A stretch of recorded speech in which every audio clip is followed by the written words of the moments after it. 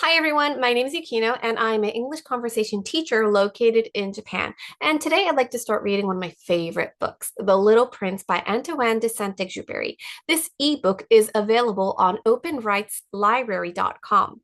And this book is translated from French by Iraklis Lampadariou.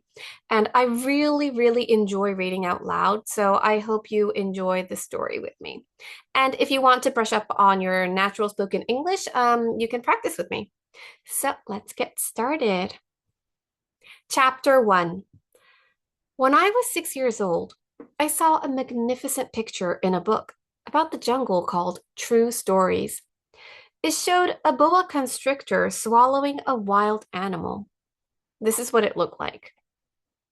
In the book, it said, boa constrictors swallow their prey whole without chewing it. Afterwards, they are unable to move. Then they sleep for 6 months while they digest. That set me thinking about all the things that go on in the jungle, and with a crayon, I did my first drawing. I called it drawing number 1. It looked like this.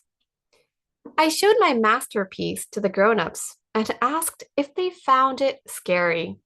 They answered, "What's scary about a hat?"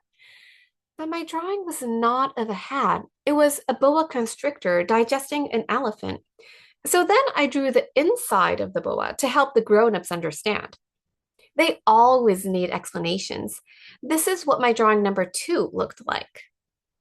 The grown-ups told me to forget about drawing elephants inside boa constrictors and to concentrate instead on geography, history, arithmetic, and grammar. Which is why at the age of 6, seeing as my drawing number 1 and my drawing number 2 had been such a disaster, I gave up on a glorious career as an artist.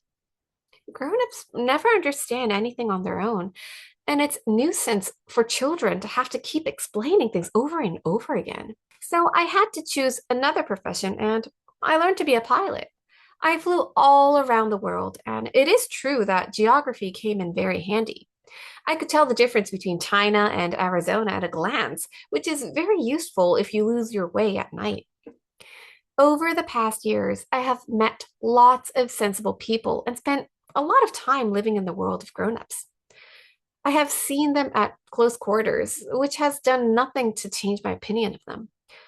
Whenever I met a grown-up who seemed fairly intelligent, I would test him with my drawing number 1, which I have always kept, to find out if he really was perceptive.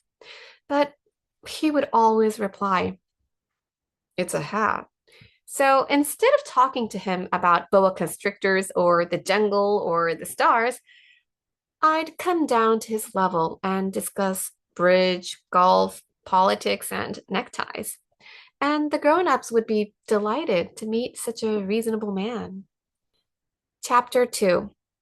And so I lived alone with no one I could really talk to until 6 years ago when my plane broke down in Sahara Desert. As I did not have a mechanic with me or any passengers, I was going to have to make a complicated engine repair on my own. My life depended on it, since I had barely enough drinking water to last for only 8 days. The first night, I lay down on the ground and fell asleep, miles and miles from any living soul. I was more cut off than a castaway adrift in the middle of the ocean. So you can imagine my astonishment when I was awakened at daybreak by a funny little voice saying, "Please, will you draw me a lamb?" What? Draw me a little lamb. I leaped to my feet as if I had been struck by lightning.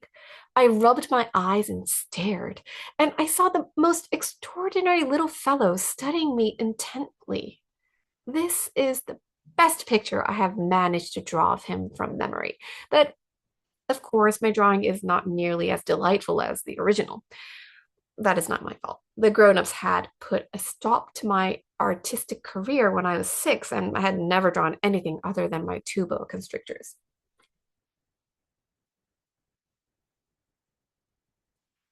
As I gazed at him in amazement, I was miles and miles from any living soul, remember. But my little fellow did not look lost, nor did he seem weak with exhaustion or hunger or thirst or fright. In no way did he look like a child lost in the middle of the desert, miles and miles from any living soul. When at last I found my voice, I said to him, "What on earth are you doing here?" And he repeated very quietly, as if it were a matter of the utmost seriousness, "Please, will you draw me a little lamb?" Here I was, miles and miles from any living soul, and with my life in danger. But I was so baffled that I meekly prepared to do as he asked, and took a pen and paper out of my pocket. And then I remembered that I had mostly studied geography, history, arithmetic, and grammar, and I told the little fellow, somewhat irritably, that I couldn't draw. And he replied, "It doesn't matter. Draw me a little lamb." As I had never done a picture of a lamb, I presented him with one of the only two drawings I could do, a boa constrictor from the outside. And I was astounded to hear the little fellow say, "No, no, I don't want an elephant inside a boa. A boa is too dangerous, and an elephant takes too much room. My place is tiny. I need a lamb. Draw me a little lamb." So I drew. He scrutinized my effort and said, "No, that one looks very sickly. Draw another one." I drew. My little friend smiled indulgently. "Can't you see? That's not my lamb. It's a ram. It got horns." So I started all over again. But again, he turned it down.